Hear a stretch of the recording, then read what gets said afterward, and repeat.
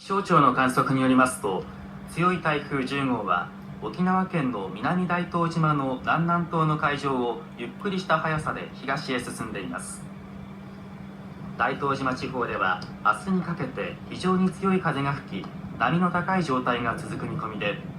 最大風速は20メートル、最大瞬間風速は30メートルと予想され、